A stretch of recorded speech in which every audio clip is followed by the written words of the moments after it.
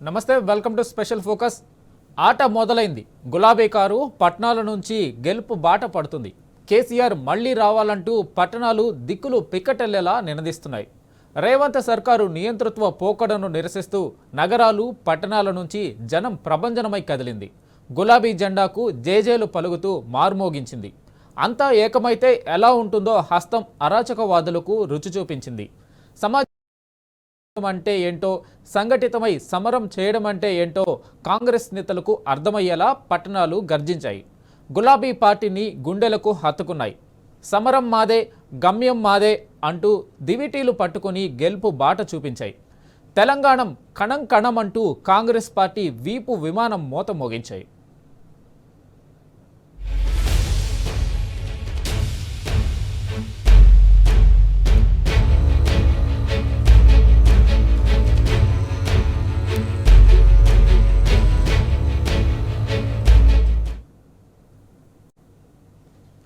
ప్రజాస్వామ్యంలో ప్రజలే పాలితులు, వాళ్లే ఓటర్లు, వాళ్లే పాలకులను ఎన్నుకుంటారు.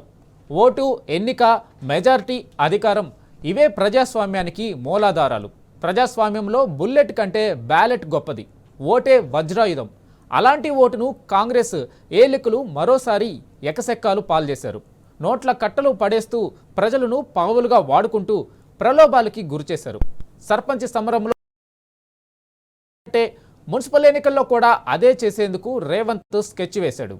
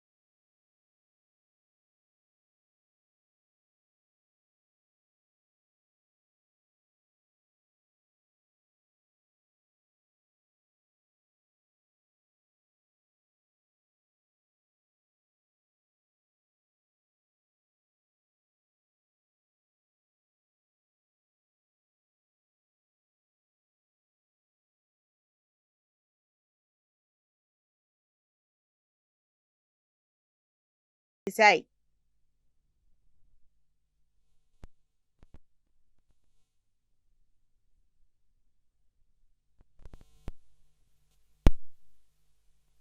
రెండేళ్లలో కాంగ్రెస్ పరిపాలనను చూసిన పట్టణ ప్రజలు పురపాలక ఎన్నికల్లో ఆ పార్టీకి ఓటు వేయలేదన్న అభిప్రాయాలు వ్యక్తమవుతున్నాయి.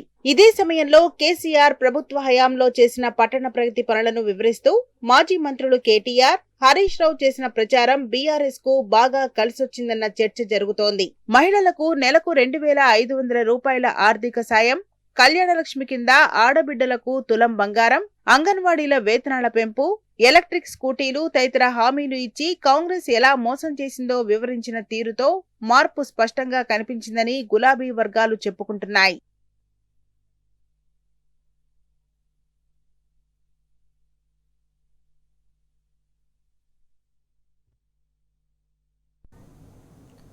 ఆ మాటకొస్తే తెలంగాణలో పట్టణాభివృద్ధి అంటే కేవలం హైదరాబాద్ మాత్రమేనా? జిల్లాల్లోని 130 మున్సిపాలిటీల పరిస్థితి ఏంటి? రాష్ట్రంలో మున్సిపల్ శాఖ తీరు చూస్తుంటే ఇవే ప్రశ్నలు అంతటా వినిపిస్తున్నాయి. కేసీఆర్ పాలనలో నిధుల ప్రవాహంతో కలకలలాడిన పట్టణాలు నేడు నిధుల లేమితో అధ్వాన స్థితికి చేరుకోవడానికి కారణం ఎవరు? ప్రభుత్వ ప్రాధాన్యాలు మారడం, పరిపాలనా పరమైన ప్రయోగాలు వికటించడంతో పట్టణ మౌలిక వసతులు కుప్పకూలింది నిజం కాదా?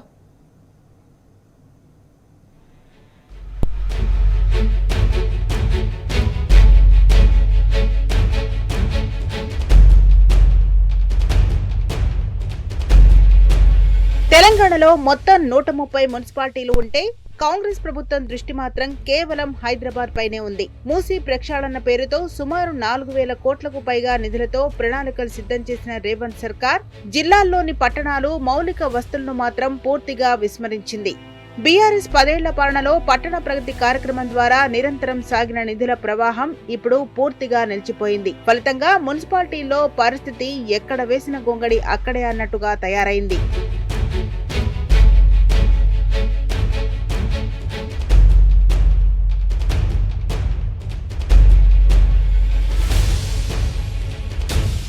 కాంగ్రెస్ ప్రభుత్వం మున్సిపల్ శాఖలో చేపట్టిన సంస్కరణలు క్షేత్రస్థాయిలో ఆశించిన ఫలితాలు ఇవ్వలేదు.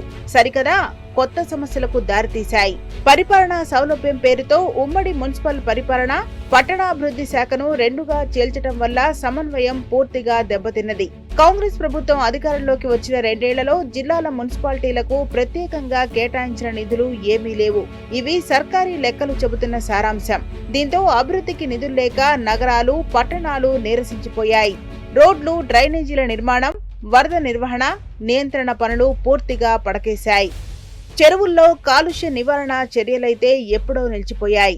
కాలనీలు, బస్తీల్లో సౌకర్యాలలేమీ కొట్టొచ్చినట్టు కనిపిస్తున్నది.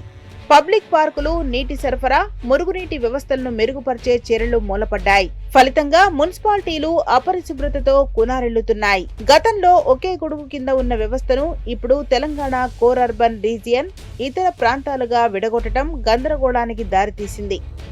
2 వేరువేరు ఐఏఎస్ అధికారులను నియమించడంతో నిర్ణయాల అమల్లో జాప్యం జరుగుతోంది. ఒకే తరహా సమస్యలున్న పట్టణాలకు 2 వేర్వేరు విభాగాలు ఉండడంతో ఫైళ్ల కదలిక మందగించింది. అటు జీహెచ్ఎంసీ పరిధిలో ఒక నిబంధన, ఇటు మిగతా కార్పొరేషన్లలో మరో నిబంధన అమలవుతుండటంతో ప్రజల్లో గందరగోళం నెలకొంది. శాఖను 2గా విడగొట్టాక సీనియర్ అధికారుల మధ్య సరైన కమ్యూనికేషన్ లేకపోవడంతో అభివృద్ధి పనులు ఎక్కడికక్కడే ఆగిపోయాయి. జీహెచ్ఎంసీలో ఒక రూల్, పక్కనే ఉన్న కార్పొరేషన్లలో మరో రూల్ ఉండడంతో సామాన్య ప్రజలు కార్యాలయాల చుట్టూ తిరగాల్సి వస్తోంది.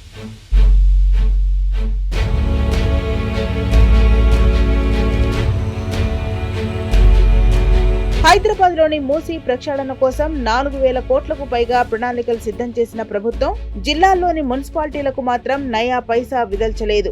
కేసీఆర్ పాలనలో నిరంతరాయంగా సాగిన పట్టణ ప్రగతి నిధులు ఇప్పుడు పూర్తిగా నిలిచిపోయాయి.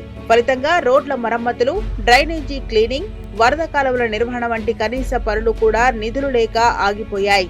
మురుగునీటి వ్యవస్థను మెరుగుపరచకపోవడం, చెత్త సేకరణ జాప్యం వల్ల పట్టణాలు అపరిశుభ్రతకు కేర్ ఆఫ్ అడ్రస్ గా మారుతున్నాయి. మున్సిపల్ శాఖ విభజన వల్ల అభివృద్ధి వేగం పుంజుకోవలసింది పోయి సమన్వయ లోపంతో పట్టణ ప్రగతి కుంటుపడింది. ఎన్నికల షెడ్యూల్ రాకముందు ఓటర్లను ఆకట్టుకోవడానికి 2,780 కోట్ల నిధుల విడుదలకు జీవోలు ఇచ్చింది రేవంత్ సర్కార్. కానీ వాస్తవంగా ₹1 కూడా ఖర్చు కాలేదని అధికార వర్గాలే చెబుతున్నాయి. అంటే జీవోలు ఇస్తున్నారే కానీ ట్రెజరీ నుంచి నిధులు విడుదల చేయటం లేదని మరోసారి రుజువైంది. కాంట్రాక్టర్లు పాత బకాయిలు రాక కొత్త పనులు చేయడానికి ముందుకు రావడం లేదు. హైదరాబాద్ కేంద్రీకృత విజన్ మార్చుకోకపోతే జిల్లాలోని పట్టణాలు మరింత వెనుకబడిపోవడం ఖాయం.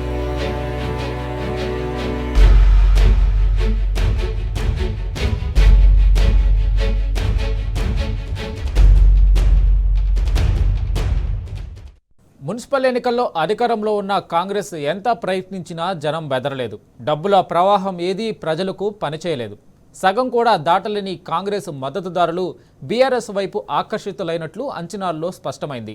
మళ్లీ కేసీఆర్ కావాలి అన్న పట్టణం పలుకులు విని హస్తం నేతలు కూడా బిత్తరపోయారు. ప్రజల ఆదరణతో మెజారిటీ స్థానాలు గెలుచుకొని ప్రభంజనం సృష్టించేందుకు సంసిద్ధమైంది.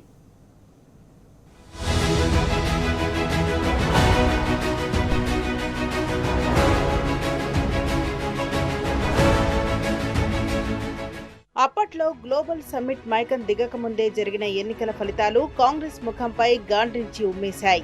అధికార పార్టీని దాని ప్రభావాన్ని తట్టుకొని ప్రజలు తమ గుండెను చీల్చి గులాబీ జెండాను చూపించారు. కేసీఆర్ పార్టీపై తమ ప్రేమ తగ్గలేదని నిరూపించారు.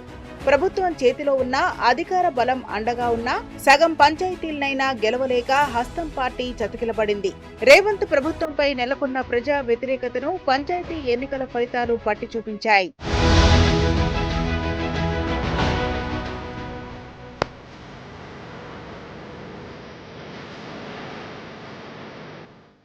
పంచాయతీ ఎన్నికలు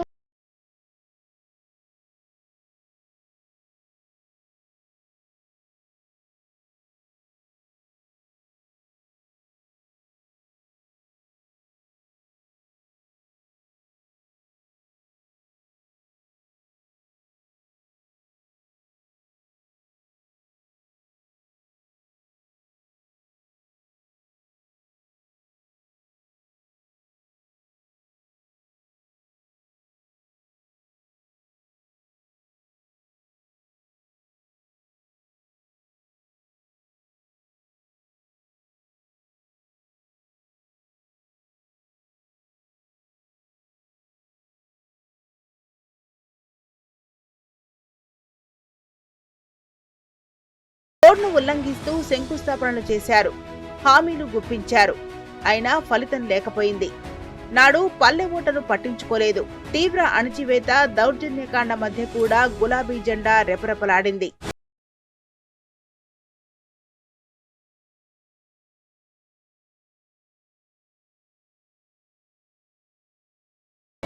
కాంగ్రెస్ పార్టీ కీలక నేతలకు పంచాయతీ ఎన్నికలతో ఊహించని షాక్ తగిలింది. వారి స్వగ్రామాల్లో హస్తం పార్టీకి చుక్కెదురైంది. ఆయా చోట్ల బీఆర్ఎస్ స్వతంత్ర అభ్యర్థులు సర్పంచ్లుగా ఘన విజయం సాధించారు. ఒకవైపు చేతిలో అధికారం ఉండగా మరోవైపు స్వయంగా ముఖ్యమంత్రి రేవంత్ ప్రచారం చేసిన మంత్రులు, ఎమ్మెల్యేలు నియోజకవర్గాల్లో పర్యటించిన కాంగ్రెస్ సర్కార్పై పట్టణాల్లో ప్రజా వ్యతిరేకత పెల్లుబికింది. బీఆర్ఎస్ నేతలపై దాడులు, అక్రమ కేసులు బనాయించి నిర్బంధాలు, సామధాన భేద దండోపాయాల ప్రయోగాలు చేసినా ప్రజలు బెణకలేదు. ఇవేవి పట్టణ ప్రజల నుంచి బీఆర్ఎస్ పార్టీని వేరు చేయలేకపోయాయన్న చర్చ జరుగుతోంది.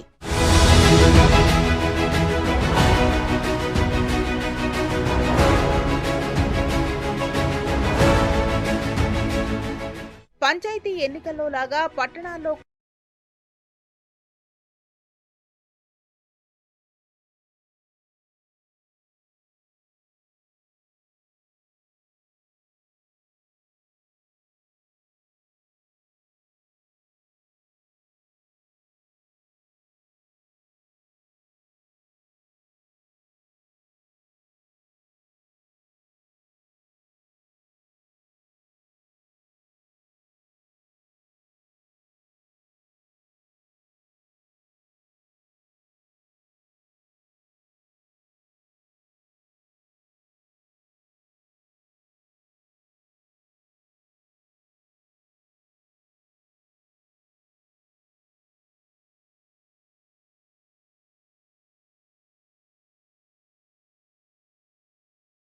ఓటు పొడిచినట్టు తెలుస్తోంది.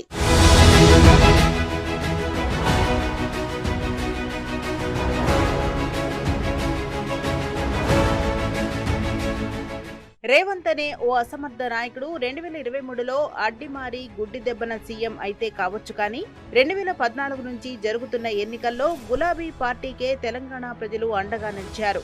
బీఆర్ఎస్ పార్టీయే విజయకేతనం ఎగురవేసేలా గులాబీ జెండానే పాతారు.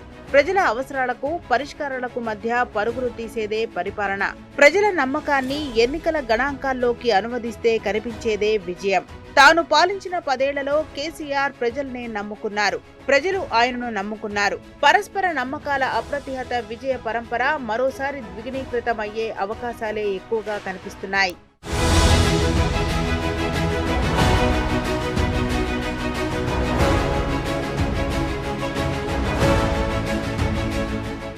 ఇంకా చెప్పాలంటే తెలంగాణ ఏర్పాటు నాటి నుంచి నేటి వరకు మొన్నటి అసెంబ్లీ, పార్లమెంట్ ఎన్నికల్లో మినహాయిస్తే రాష్ట్రంలో జరిగిన ప్రతి ఎన్నికల్లోనూ ఓటర్లంతా ఇంటి పార్టీ బీఆర్ఎస్ వైపే ఉన్నామంటూ తమ అభిమాన తెలంగాణ రాష్ట్రానికి కేసీఆర్ నాయకత్వమే శ్రీరామరక్ష అని విశ్వాసాన్ని వ్యక్తం చేశారు. బీఆర్ఎస్ పార్టీ అభ్యర్థులుగా పోటీ చేసినా గెలుపు మాత్రం గులాబీదే అని చాటి చెప్పారు. భిన్నమైన వాతావరణం ఉండే పట్టణాల్లో జరిగిన మున్సిపల్, కార్పొరేషన్ ఎన్నికల్లో బీఆర్ఎస్ బంపర్ మెజార్టీ సాధించేందుకు సమరోత్సాహాన్ని కనబరిచారు.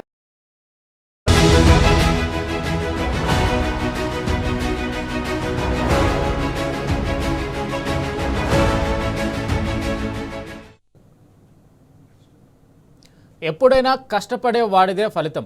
జనం నాడి తెలిసిన వాడే నాయకుడు. జనం మెచ్చినదే నిజమైన పార్టీ. మున్సిపల్ పోలింగ్ సరళి, ఓట్లు బీఆర్ఎస్ పోలైన వైనం చూస్తే కేసీఆర్ సత్తా ఏమిటో మరోసారి తేటతెల్లం కాబోతుంది. ఖచ్చితంగా ఈ ఘనత ఆయనదే. ప్రజలు కేసీఆర్ నాయకత్వాన్నే కోరుకుంటున్న విషయం మరోసారి తేలిపోతుంది. ప్రతిదీ మసిపూసి మారేడుకాయ చేసి ప్రజల్లో గందరగోళం సృష్టించేందుకు జాతీయ పార్టీలు ఎన్ని కుతంత్రాలు పన్నినా పట్నం జనం కర్రు కాల్చి వాత పెట్టబోతున్నారు.